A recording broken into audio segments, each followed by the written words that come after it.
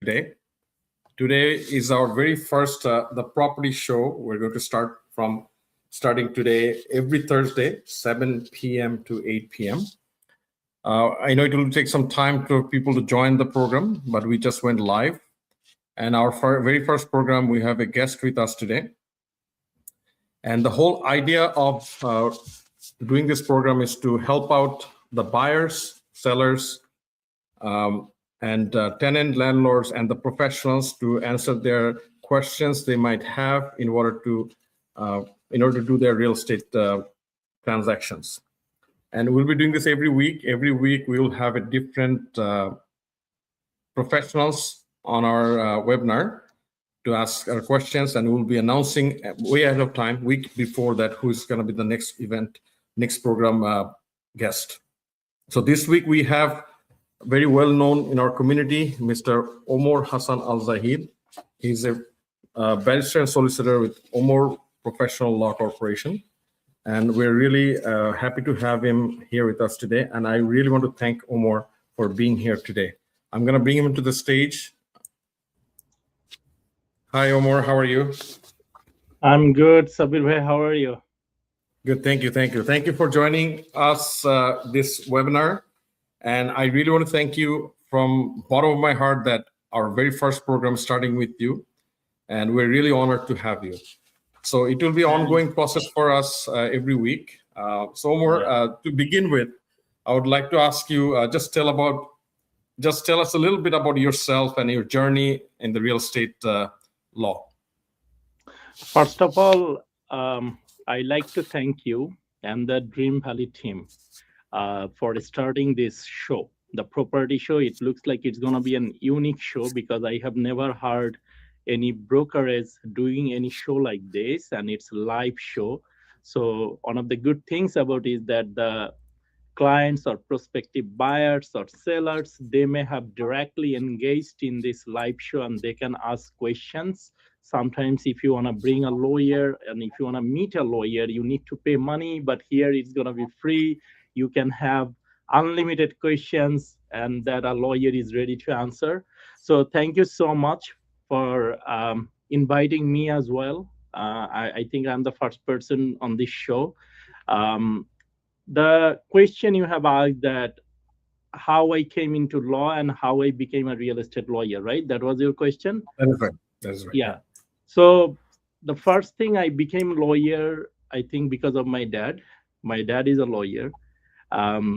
Since growing up, I saw him working for the people, working for the people who do not have access to the legal services in general. So I saw my dad always serving people, giving their legal advice, helping them in their needs. So I was heavily inspired and you can say influenced by that. And when I even didn't understand what law is, I always used to say, as my mom said, that I want to be a lawyer in future. So it was integrated into me from my family. And eventually I got lucky that I got admitted at Dhaka University. So I finished my law there. And then after finishing there, I came here in Toronto. I finished my law again at Osgoode Hall Law School. And finally, I started my legal career in 2017. And when I started my career, that time I used to do civil litigation, immigration, refugee, family law. Real estate was not my cup of tea at that time. Because previously I used to work into firms and my most work areas were into civil litigation, family law, refugee claims, immigration, and all those. But after a certain period of time, I came to understand that actually real estate is something that I like. And real estate is something, it's insanely human. You know, real estate is very money centric. You know, you need big bucks and all those, but there is a human side of it, and that is that somebody is buying a home. This is the biggest purchase of their life, and somebody is a first-time home buyer. They are gonna grow a family in that home. They are gonna retire in that home. It could be a potential source of income of that home. So it's something you are not just providing services, you are also becoming a part of a journey of a person, and that home is one of the basic needs, shelter is one of the basic needs, and I'm a part of that journey. So that also, you can say, somewhat attracted me to be into the real estate. No, thank you, Omar. We always know you as a very people's person. Definitely, real estate industry keeps you close to the people all the time. Now, for the viewers, if you can let us know that what is your role as a lawyer to the real estate transaction? How does it work for the real estate So as a lawyer? being an industry person, you know that though real estate is a simple purchase, it may seem to you, but there are different stakeholders involved in a real estate purchase, sale, or even refinance. Let's say you need a realtor, you need a mortgage agent or a mortgage advisor, you need an inspector, you need an appraiser guy, you need a lawyer. So what I would say, let's say this way, that what you start as a realtor, that you get a client to buy a home and you get a deal, and the lawyer is the last person who makes sure that you get the ownership. So a realtor starts the process, we end the process, and it's not like that. You just do it like a regular, let's say you just go to Best Buy and buy a phone. It's not like that.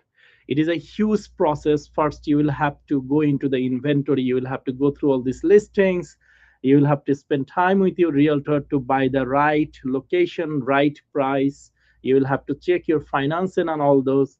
So as a lawyer, my job specifically is to that once the transaction, that means a farm deal comes to my table, we'll have to make sure that the words that you signed, the agreement that you signed is complied with.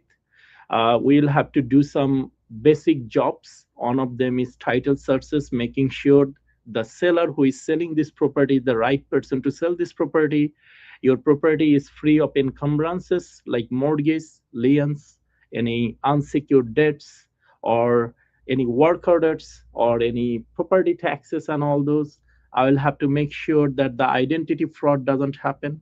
We'll have to do the conveyancing. That means the make sure the ownership that you are supposed to get are free of all kinds of potential problems that you may face in future. We also make sure that you get a title insurance, and most importantly, we make sure that you get the right advice so that you are not screwed up in this journey. You're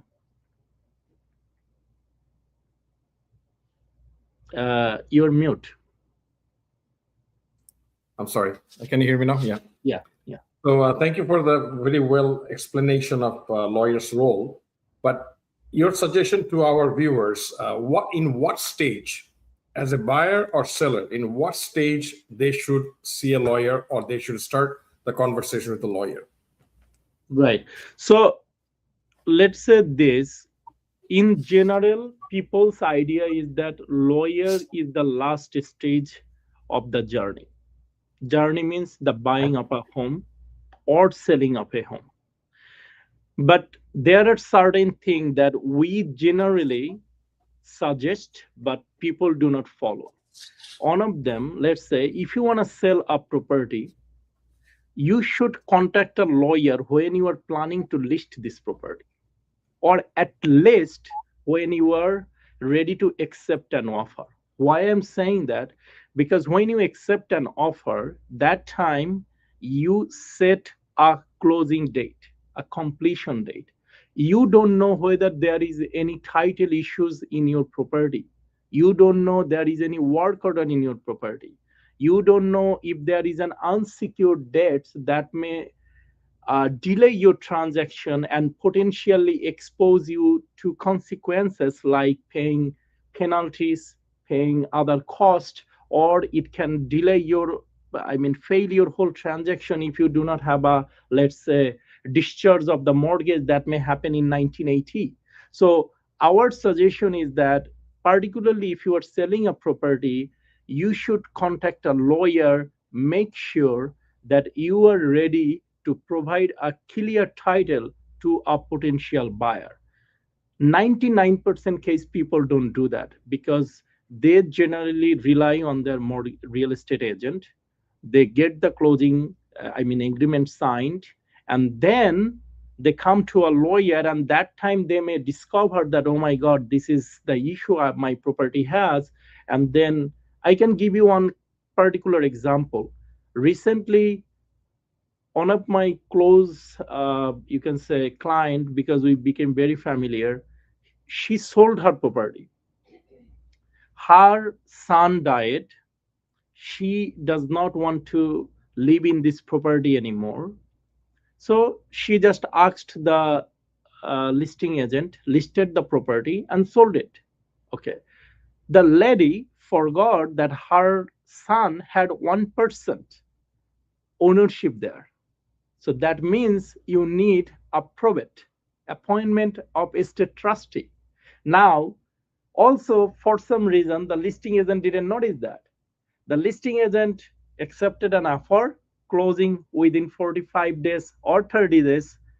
Now, if we apply for a appointment of estate trustee, it takes minimum right now 6 to 8 weeks to 6 months. So what would have been wise here, that since my son died, he should have contacted us. We could have provided him the exact legal guidance that how he should get a appointment of estate trustee, why you should contact a lawyer. This is a great example that recently I'm facing. Number two, as a buyer, why you should contact a lawyer. 99% case, buyers generally get represented by their real estate agent, and most of the time the real estate agents are very, I would say, experienced, and they are providing the right guidance to their buyers. But sometimes what I have found that buyers sign documents, agreements, without realizing the consequences. One of the major consequences is that once you sign a firm deal, and if you cannot close the transaction, your initial deposit is forfeited. Many buyers I have noticed, they even don't know this. They just thought, somehow in their mind, they're granted that they're going to buy this home, and sometimes they buy this home without confirming their mortgage, because most of the time people buy their property with a mortgage. They do not buy cash. Those people who buy cash, that's different. But there are people, most of the people, I would say, they buy property with mortgage, and they just waive the condition. They didn't even understand the consequences, particularly in Ontario, that if you cannot close your transaction on time, your money is gone, is forfeited. The seller is entitled to get that money as a compensation, and you don't need to prove any damage or loss at all. So that's why our suggestion would be, it's going to cost you some extra bucks, but when you decide that I want to buy a property, at least talk to a lawyer before you sign the agreement. Talk to a lawyer, review the agreement. But most of the time it doesn't happen, and I know why it happens, because there are experienced realtor like you. They probably guide you, the agent, in the right way, right guidance. They explain the consequences of signing these documents, and once you firm up the deal, why you will have to close this deal. If you do not close this deal, what will be the consequences he gonna face in future out of that breach of contract. But my suggestion would be, try to get a lawyer on board before, and particularly if it is a commercial property, then the whole game changes. You should always get a lawyer first in the process, because there are lots of areas you should get a legal opinion. Do not just rely on your realtor unless you have that confidence that my realtor is really a good, experienced realtor. No offense to the realtor, by the way. Thank you. This is really, really important, I feel, too, because most of the time, as you said, we end up getting the lawyer just before the closing, and right, that can impact negatively sometimes. So it's always a good idea to hire a lawyer from the beginning. Thanks for answering that. And I'll just ask our viewers, if anyone have any questions in the meantime, please feel free to make a comment and we'll try our best to have Omar answer the questions for you. And I'll move to the next question I have. That is probably, sometimes people want to know what is the most common legal issues as a lawyer you see happens in the real estate transaction, Omar? I would say one of the most common that I find is that when the buyer suddenly says, "Oh, he didn't knew that if he cannot close, his money is forfeited." I get that a lot. I get that a lot. Another misconception they have is that, oh, my closing is on, let's say, June 26th, and oh, I will get my money from back home by July 4th. So let's ask for an extension. And he thought somehow that it's an automatic right to get an extension. So there are some misconceptions like this from the buyer's perspective. Now, as a lawyer, what kinds of problems I get? Mostly title issues. Like, let's say we would see that recently we found that there was a mortgage that was registered in 1979 and it was never discharged. Now, we cannot locate the company that registered discharge. That company is dissolved. Now, the charge is there. Now, the only way to get it discharged is you will have to go to the court to get an order. And it takes sometimes 2 to 3 months or 4 months. Because in order to get a court order, you will have to show to the court that this company is dissolved. And if you have the proof of payment, you will have to produce that proof of payment to the judge that we paid this out. But this property closed in 1979. And by that time, probably 4 or 5 times the ownership changed, and you don't have all those. So you will have to get a judge to approve an order to remove that charge, and that takes time. So these are the legal title issues that we find out, and then we raise those to the seller's lawyer so that we can make sure that as a buyer, you get encumbrances-free title. Another issue recently we faced, one of our clients bought a property in Scarborough, and he didn't know that there are easements on those properties. So he bought a 40-feet lot, and there were easements of 4 feet on each side. But when he bought this property, he was under the impression that I have a 20-feet lot. In future, I'm going to sever this. But when you have a permanent easement with the adjacent owner, then you cannot sever this property right away.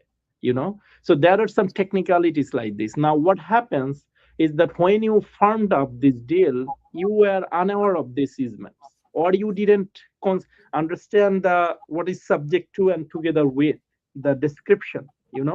And he just bought it, and when it came to our table, we explained him that this is it, and he was like, "Oh my God, I even didn't understand this. I didn't know that there is an easement, and I cannot do a severance because in my mind, I thought I'm giving a good price only because in future I'm going to sever this property. Now, since there are easement issues, I cannot do this anymore." So these are another issues I would say that sometimes we find out. Sometimes I should tell another thing is that as a lawyer, we just check the title. We just do not go to the property. We do not do your survey. That's So as a buyer, as a buyer's lawyer, I do not physically go to the property and check the survey whether your boundaries are correct or not, if there are any encroachment or not. Those are only found out only if you do a survey of the property. But in Toronto, 99% time, there is no survey available because all these properties were done like 100 years ago, all these lots. So there are no surveys. And sometimes like just last week, I would say a client of mine came, he bought a property in 2022, and he suddenly told me that he's rebuilding his house. And that time the surveyor came, and the surveyor told that the adjacent owner property line encroached into your property, the fence. So now you will have to get that 1 feet fence, so you will have to move that fence, right? So that means that's going to bring a potential issues with the adjacent owner, right? I, as a lawyer, cannot confirm that because I do not go there. I do not measure your land with tape. That is not my job. That is a surveyor's job. Most of the time, we rely on the information that is publicly available. And what are those information in your geo warehouse, in impact? It says the lot size. You went there physically, you saw the property, and then you bought it. And then probably there is a 1 feet encroachment, which I don't know, which you don't know. It comes out only when a surveyor actually measures the land. And that time you will have to ask for the possession back of those 1 feet, or you'll have to go to the court to take the possession of that land. So this is another issue. Sometimes we find that the buyer bought the property under the impression that he will get the financing, and then they do not get the financing on time. It happens a lot. Our office is known for extensions, you know. There are many lawyers who tell, oh, Omar's file, that means it's going to be an extension file, because they think that our clients are not ready for financing, and we always ask for extension and then start negotiating with them. So that's a sad part. But I would suggest, particularly the viewers, that when you buy a home, please make sure that your financing is ready. You do not want to be part of a, I would say, buying a stress in life, that you are not closing your property on time, you don't have finance, it arrives late, or let's say you thought that everything is fine, and then at the last moment your financing, just that's what happened just 2 days before. Everything was good, and then suddenly at 2 o'clock we hear that the deal is cancelled, you know. So these are some issues that we lawyers face regularly. We also check the identity of the buyers, the sellers. The reason is, you know, particularly in the COVID time when all these virtual signatures started, that time lots of identity fraud happened in Ontario, and it caused a significant loss to the title insurance companies. So that is another checkpoint, you can say, the lawyer works at. They make sure that the identities are verified. They make sure that the buyers or the sellers are the right person who actually owns those properties, or those people who actually sign this agreement of purchase and sell.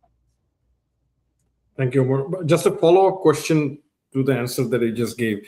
So do you suggest whenever, like I know the first-time home buyer or the people who are purchasing house for the primary residence, they don't sometimes care about the severance of the property, or they don't care what they can build in the future or not, most cases. True. But whenever we're dealing with builders or somebody, investors, they want to buy big lots so they can sever in the future and build a couple of houses, and they can sell them in the future. So do you suggest when we're dealing with investor clients, should we have a lawyer's review as a condition, so it can be all clarified?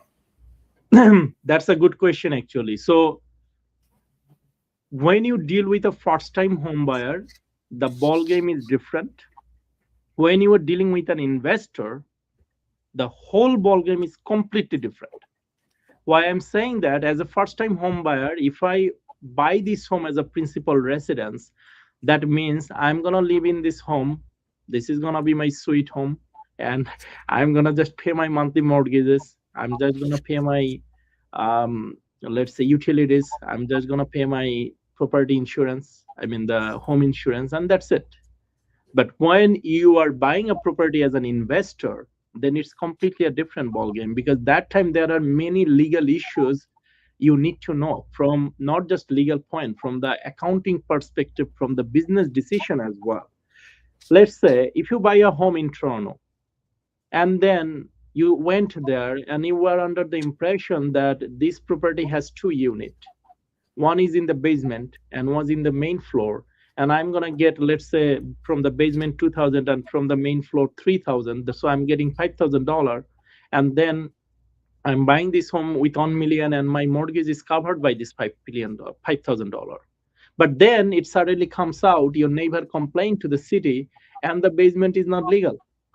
And then you suddenly get a notice that, hey, your basement does not have retrofit status. This is a single residence home. This is not a multi-unit home, and you cannot separately lease out your basement. Now, what they will do, they will tell you either legalize it or vacate the property, and that time you suddenly come to realization that, oh my God, now I'll have to pay 2,000 from my pocket every month, or I will have to spend another 40, 50, $60,000 to legalize my unit, or I will have to vacate my property, or it's too much costly to legalize my unit, or probably after 4 years I was planning to sell this property, or after 2 years I was planning to rebuild the property. Why will I spend another $50,000 to legalize it? So that's a very common problem I face nowadays. Not only from the, to be honest, investor client, even there are lots of first time home buyers who purchased their property under the impression that I'm going to get a revenue from my basement. And then then the neighbors complain to the city, and now they cannot generate that revenue anymore. You should also be aware of the flipping rule. That means previously what people used to do, buy a home, you live in that property 1 2 months, and then you sell the property, and there is no capital gain tax because you just simply declare it as your principal residence. But now the government understood this, that people misuse this system. So what they did now, that you will have to sell this property at least after 12 months. If you do not do that, even if you live in this property 11 months 29 days, you cannot claim the exemption of the capital gain anymore, because it's a flipping business decision you have made. So it's just your regular income. It will be added to your yearly income, and you will have to pay taxes. If you are from outside of Canada, let's say as a foreign buyer, you are, by the way, the foreign buyers cannot buy home in Toronto. I mean, in Canada, it's under the ban right now, but they can buy commercial properties. Many foreign buyers do not know this, because they are always under the impression that, oh, Canada does not allow buying home anymore. But it's not true. You can still buy, I mean, not home, but you can still buy properties that are commercial as a foreigner. There is no restriction on that. So, and we all are expecting that probably after the January 1st, 2027, the foreign buyer ban will be lifted. That's what we all are hoping, but let's see where it goes. But as a investor, you should be aware of that flipping rule. If you are not a resident Canadian anymore, you should be aware of the 35% holdback of the sale of the property. So when you are an investor, lots of things you need to know, and the most important part you need to know, the most important is tenant rules. Investors, Ontario is a tenant friendly province. It does not support, unfortunately, the landlord. If the tenants do not pay you the money, you're screwed. It's going to take years to get them evicted. So make sure that you get the right tenants. Make sure you just do not assume a tenant. You'll have to make sure that the tenant that you are going to assume with your potential investment purchase, the tenants are good, they're in good standing with their payments, or you are getting the right rents so that your mortgages and all the other costs are covered. And as an investor, many people forget this. When you take an insurance, make sure that you declare that it's a tenanted property. They forget this completely. And then the tenant, they rent it out, and then suddenly a fire incident happens. And that time, the insurance denies, because they simply say, oh, you never declared that it's going to be a tenanted property. We thought you were living in there.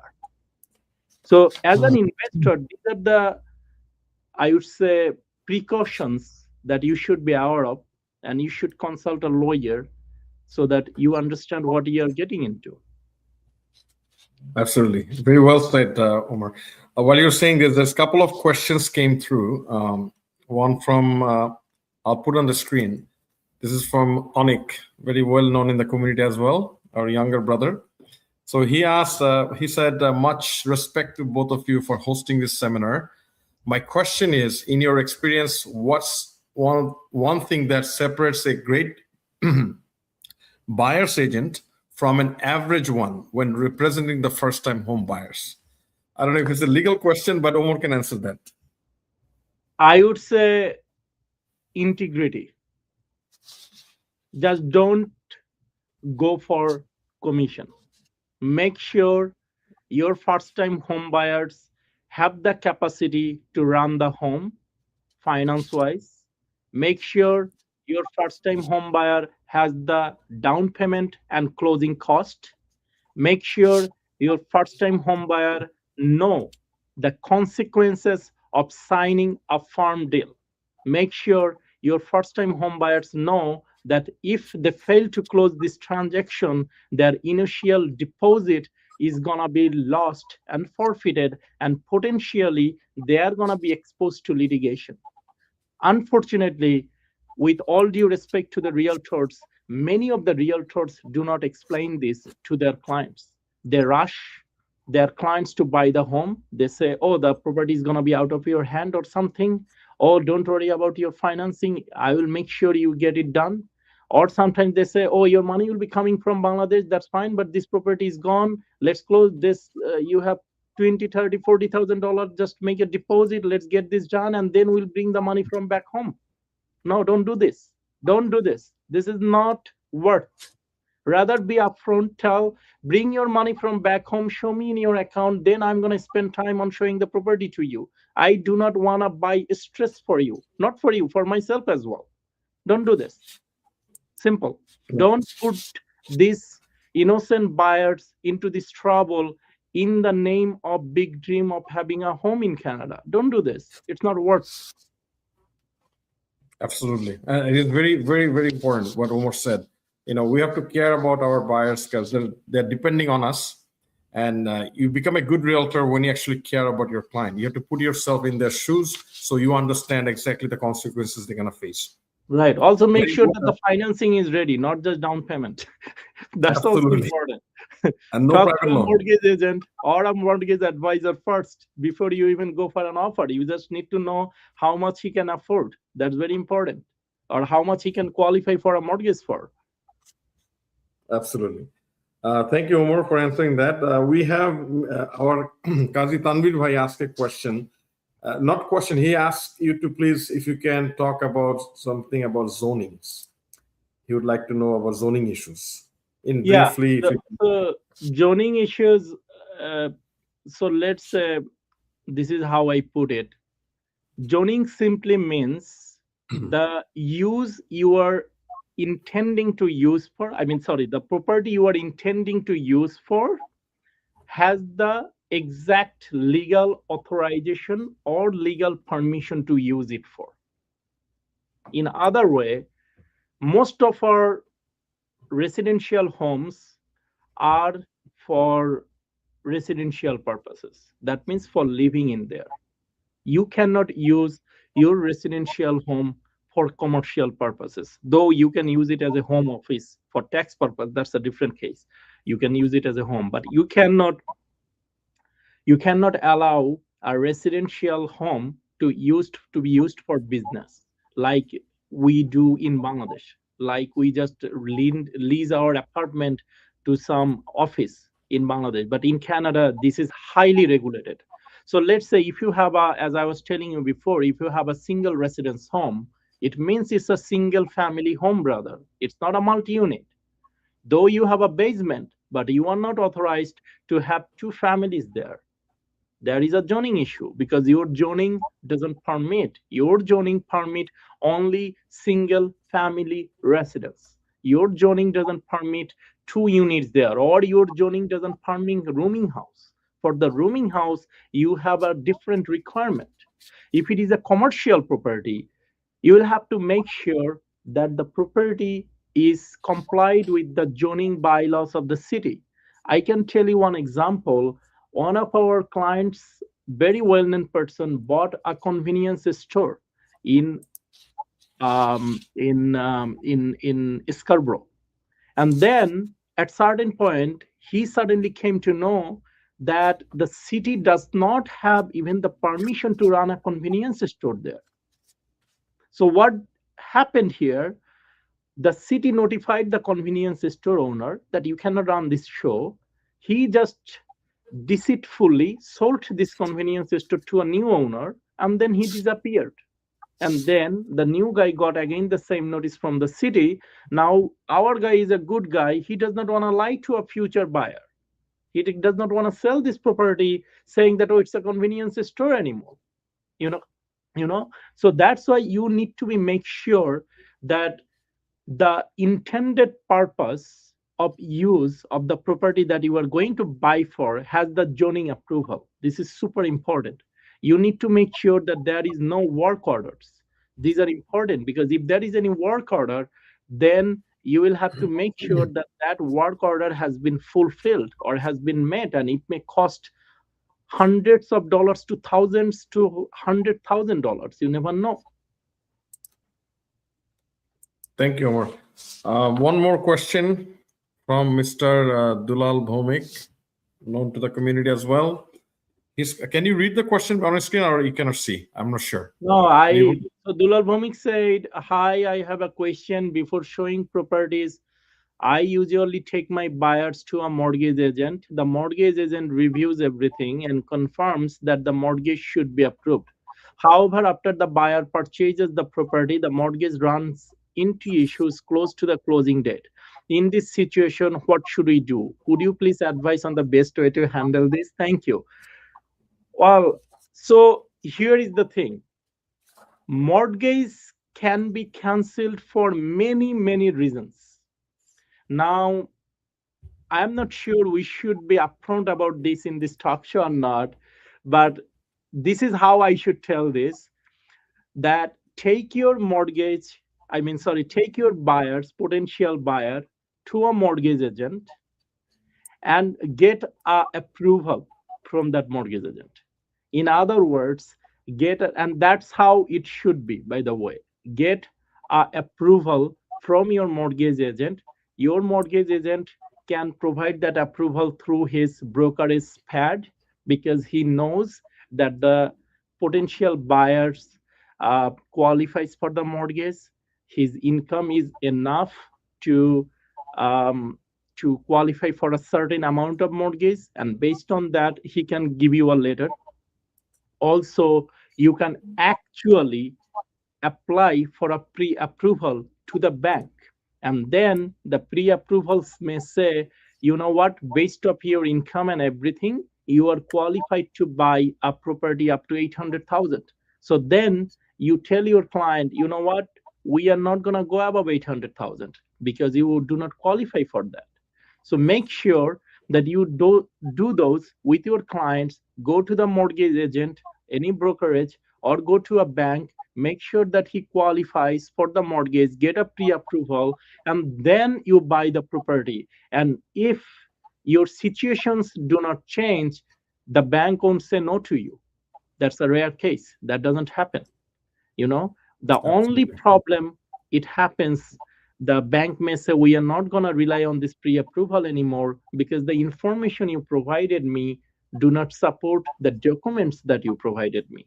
There is a difference. You said your income is 200,000. Now your document says your income is 150,000.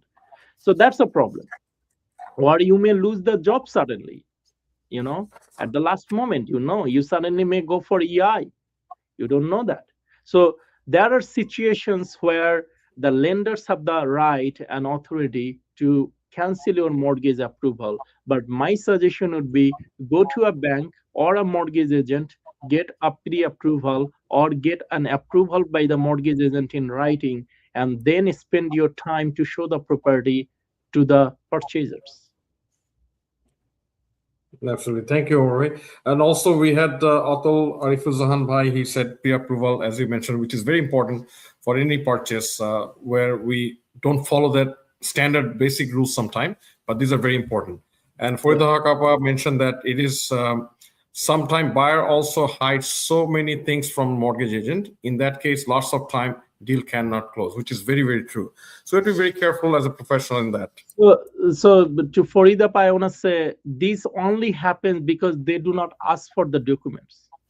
That's right. The mortgage agent just give you 10 minutes, 15 minutes, ask you a few questions, and based on that, they just make a decision right that, okay, you're going to buy it. But the first thing you should do, you should get the Equifax report.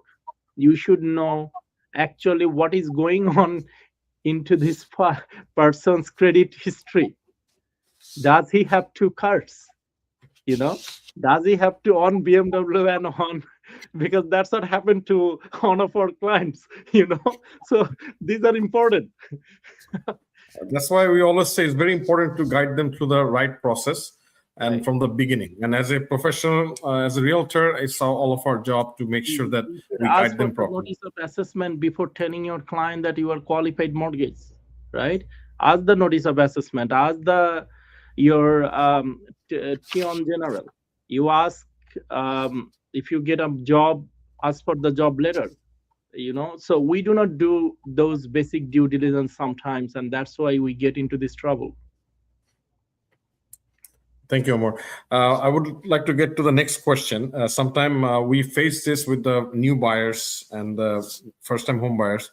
We always talk about the title insurance, but sometimes they don't seem to understand the whole fact of title insurance. So, if you can, sorry, excuse me, in short, tell us exactly what is the title insurance and how actually it helps the purchaser.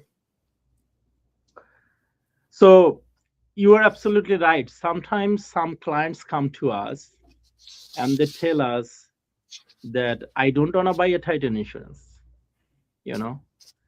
And the problem with that is that title insurance is not mandatory. Title insurance is optional, you know. So technically, we cannot force a home buyer or a refinancer to buy title insurance. Even the bank does not require that. The bank does not say it's a mandatory for the borrowers to buy a title insurance. But in reality, we do not close a transaction without title insurance. Why? So the first thing I need to make clear is that title insurance is a one-time purchase. It runs with your ownership or it runs with your mortgage. As long as you are the owner of that property, your title insurance is valid. As long as your mortgage remains on that title, your title insurance is valid. So there are two types of title insurance. One is owner policy, one is lender policy. Now, if a buyer says that, hey, Omar, I do not want to buy a title insurance because it's a one-time fee of, let's say, 200 to 1,000 to 3,000, depending on the amount of the purchase price or the refinance. The other only way to do it is to get your transaction done through a title opinion. And what is title opinion? A lawyer will have to do some due diligence searches. And those searches are, let's say, your title change searches, your corporate searches, your fire marshal report searches, your property tax utilities area searches, your zoning order searches, your work order searches. So if I separately do all of those searches, it's going to cost you thousands of dollars. The legal fee is going to be more than $10,000 to get all of this done. And another important part is you do not have enough time to get all those searches in time, because generally you put a title search just 1 or 2 weeks before the closing date, but sometimes it takes a month to get the report from all of these searches, environmental report searches and everything. So it's wise and it's recommended, and we generally do not close a transaction without a title insurance, that you buy a title insurance, because this title insurance gives you a hassle-free title. If there is any fraud, they are going to protect you. If there is any, let's say the seller you bought it from suddenly turns out to be a fraudster, you are protected, your money is protected. If it turns out that somebody else impersonated you and got a mortgage against your property and took the money out, you are completely covered by your title insurance company. They are going to give you all these protections, particularly the fraud protections. If there is any uninsured, let's say, debts that should have been cleared before, and suddenly it turns out that the lien is never been cleared, or probably, as I was telling you before, that there is a debt that happened in 1979. So you can apply to the title insurance company and get this cleared without paying further any money. So we always suggest to buyers or to a refinancer, buy title insurance. And if they refuse, we generally don't close the deal because it's a huge risk, because you are not ready to pay tens of thousands of dollars to close your transaction. You don't even want to pay the $1,000 sometimes. So we Absolutely. suggest that buy title insurance, protect your investment, and this is nothing comparison to your investment amount. You're talking about $1 million, $500,000 property, and you don't want to buy a title insurance for $300-400. That doesn't make sense, you know. Thank you, Omar. Our Dulalda asked another question here. He wants to know, um, if a buyer did not purchase this title insurance and about a month later, after the closing, it is discovered that the previous owner had unpaid property taxes or Yeah. unpaid utility bills. How is that situation handled? 99% time what happens, you just send a letter to the seller's lawyer that, Mhm. hey, property taxes are unpaid, your client didn't pay this, please make this payment. And then 99% time the seller's lawyer is gonna say, this is a post-closing issue, I'm not retained for this anymore, I'm not paid for this, so please contact the seller directly. And then you will have to locate the seller, and then you will have to take him to the small claims court. There is no other option. If you But don't have Omar, my question is, when you are doing as a lawyer, doing the searches before the closing, isn't something coming up to your database that for the city check and the title check, it doesn't show up if there is outstanding property tax bill or utility bill? No, it doesn't. You will have to apply for a title. You will have to apply for a tax certificate and utility certificate. That's gonna cost you $200 or $250, and clients do not want to pay that. So do you suggest that everybody should do that? It They probably makes should it do easier, that, right? but because they do not do that. Why? Because they are covered by the title insurance. That's why they do not want to spend that extra money. So if they don't take the title insurance, they should always get that. Otherwise, Yeah, they should but always. but in terms of, let's say, in respect of power of sale property, we always make sure that you buy the certificate, work order, because in power of sale you always buy the in the as is condition, and the title insurance does not cover you because they know that you bought the property in the exactly in the as is condition, and they do not give you those coverages. In that case, we always apply for a tax certificate, we apply for a utility certificate, we apply for a work order, and all of this gonna cost you $500 to $600. Right. So I hope, Dulalda, you got your answers. I think the second segment of the question is you got the answer, as Omar already explained that. And Title search after has nothing to do with your property taxes or utility search. That's a different mechanism. I think Dulalda is under the misconception that title search will reveal the tax dues. That doesn't. it doesn't, yeah. So that portion you have to do through that another $200 to spend, so you can do a certificate from the city, basically. Right. That's And clear enough. it takes 2 to 3 days to get that To get certificate. that. And another question came from Mr. Jakir Shahed. He's asking for, let's see, can we negotiate with the builder if the pre-construction property appraisal comes low at the time of closing? It's a very common question these days, Omar. Hopefully, we can Yeah. get some good answer for this. Right. So you can always negotiate. There is no harm in negotiate. There is no harm in asking. There is no harm in saying, hey, my property got lowered, value got lowered, so can you please give me a discount? You can always ask that. But in reality, in my entire career, I found only 2 times the builder did that. And why? There is a reason. Because buying a home is a business decision.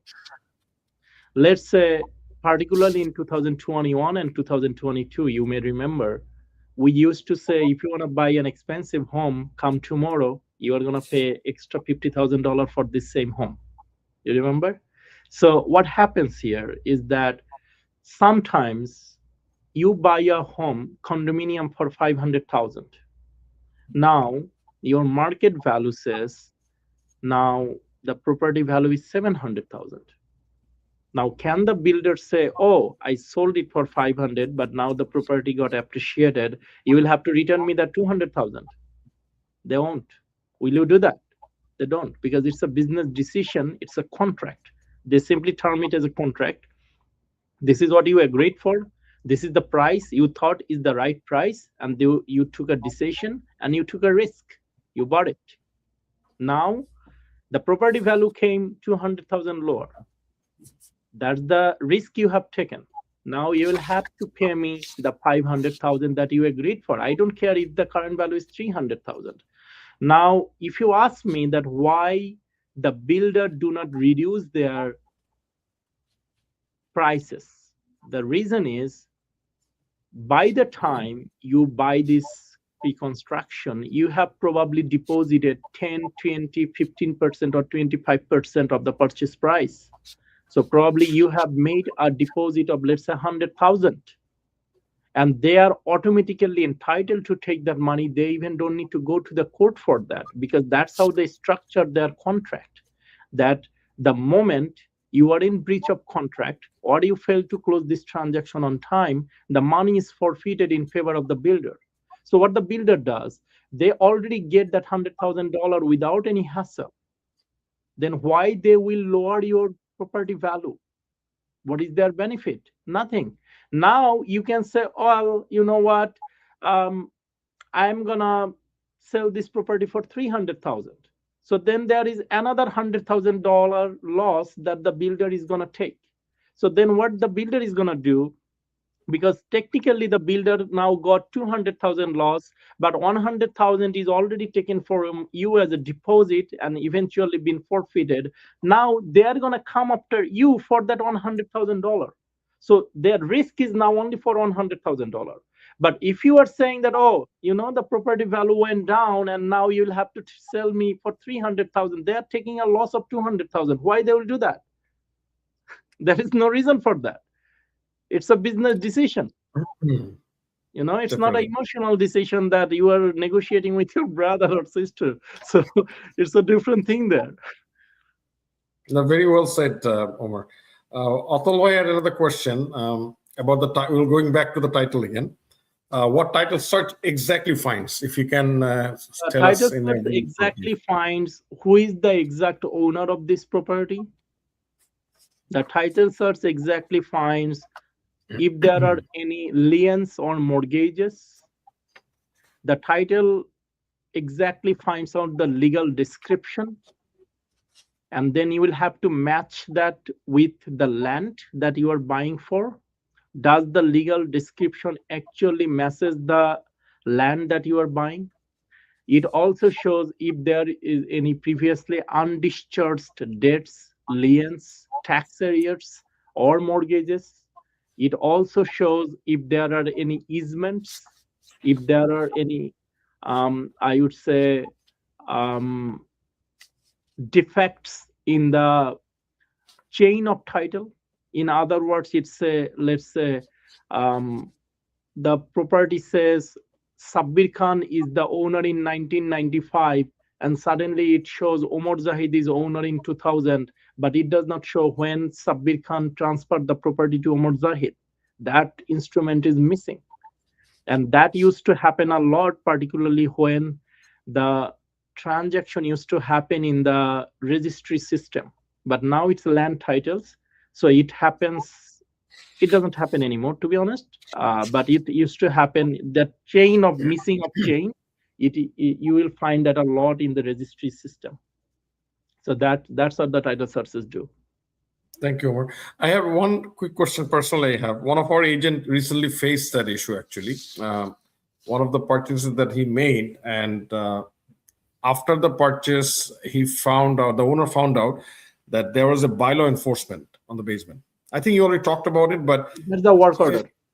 It's a work order they had.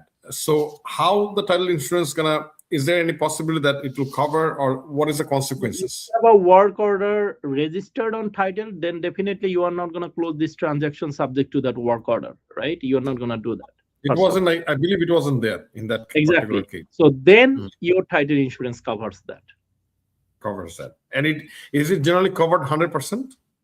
It's generally covered 100%. So now let me give you an example. What happens? This is a genuine case in my office. One of our clients bought a property. It was a 4-bedroom property, but actually it was a 5-bedroom property. Okay. So what happened that the previous owner, without any authorization or permission, turned the garage into a bedroom. And the new buyer doesn't know that. He always thought I have a parking, which is an outside parking, and I don't have an indoor parking. And that's all. But then always the neighbor complains, because he started renting that particular place because that's a nice, and the main floor, you have a separate garage door. So you just rent that one room. You know what happens? And then the neighbor complains, and then the city comes and say, wait, what? It's a garage. Why are you renting this out? Right? And then the client comes to me, hey brother, what happened here? You didn't know this? I said, no. How will I know this? So then we then applied to the title insurance company. So then the title insurance company gives you two options. Either you spend money by yourself to turn that room into an actual bedroom, apply for permission, you'll have to contact an architect and planner and make sure that it complies and all those. Otherwise, they are going to say, we are going to turn it into the garage. The title insurance is going to just pay you the money to demolish your internal decoration and all those, and then it turns into a garage. You do not use this as a bedroom anymore, and that's all they do. They're going to say, they're not going to say, oh, I'm going to pay you money to turn it into a bedroom because that's what you bought. No, they're not going to do that. They're going to say, we are just going to comply with whatever the law says. The law says this is a garage. The previous owner did it illegally. We are just going to bring it into compliance, and that's it. Thank you. Thank you. We're getting very close to the end point. So I have a couple other questions before we finish our today's episode. One of the questions we had for the investors. Nowadays, there's a lot of investors we see in the market because market is significantly lower than what we had a couple of years ago, or 3-4 years ago. So there's a lot of investors there, for the long goal, they're purchasing properties. What is the best advice you can give them as a legal point of view, the investors who are coming into the market to purchase these houses? I want to add to it so you can have process together. Especially there's a lot of power of sale these days, and they're considering those properties because the significant value they're getting. And altogether, what would be the legal advice? So you are right. I'm a real estate lawyer. But the question you asked is not mostly real legal. I would say it's mostly business decision you'll have to make. So I personally believe, but that's just my personal opinion. It's not an investment advice, or it's not an encouragement to you to buy based on my opinion. But my personal opinion is this is a very good time to buy properties, particularly investment properties.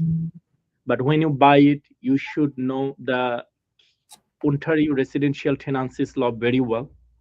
You should really, really screen your tenants. You should make sure at least that there is no added pressure on you. What it means is that your mortgage, your home insurance, your utilities, everything is covered by the rents that you are supposed to generate from this property. Probably it's not a good idea that your altogether cost is 5,000 and your rent is probably 3,500, and then you are paying 1,500 per month. That's an added stress in your life. My suggestion would be buy property, investment property, at least when you make sure that after your down payment, you don't need to pay anything from your pocket anymore. Everything is covered by self-sustainable. By the property generation. Also, you should look into the property's condition. I can tell my own property. I bought a property. I thought it's a very good property, and then I spent like 200,000 just to renovate it, because when I bought this property, I was told by the realtor, I'm sorry, that only 20 to 30,000 will be enough. And then it turns out I had to spend $130,000 to do the full renovation. So, Absolutely. so don't be deceived by this. Get a actual renovation guy who can give you a good pricing, who can tell you exactly what you are getting into. If you want to buy a rundown property. Yeah. Thank you, Omar. We're time out, but Onik had a quick question: is Geo Warehouse a good option to find all the title related No, information? Geo Warehouse give you just the basic information It's like the very basic. ownership and Yeah. the land size, and if there is any mortgage, and that's it. Yeah. And the last question of the evening, our Otol Rifuzahan brother. So, what is the way to find work order, not register? Omar knows we have an issue. Yeah, the Okay. work order is, as I told you before, that work orders, then property taxes, these are title issues, and these are covered by the title insurance company. If you apply for a work order, you're gonna spend another 250,000, sorry, $250. But our clients are super sensitive when it comes to the closing cost, so they are buying a title insurance, and in addition to that, they do not want to spend money for work order, they do not want to spend money for property tax certificate, they do not want to spend money for utility bills. But if you are good enough, spend that 600-700 additionally, you are good, you are covered. Thank you so much, Omar. I really appreciate your time today. Our program is here, all we have for today. And I thank all the viewers for attending and giving us your time to join this live webinar. And I hope you got some answers that help you to make your real estate decision. And we'll be here every Thursday, 7 to 8 p.m. with a different topic. With hopefully you can answer your questions. And see you all next week. And if you have any questions before our show starts, please feel free to send us a comment in our Facebook Messenger. So we'll have these questions ready. Answer will be ready for the next week. So thank you so much, and I really appreciate it. We're going to end the program today. Thank you so much, everyone, and have a great evening. Omar, thank you. Have a great evening. All the best. Take care. Thank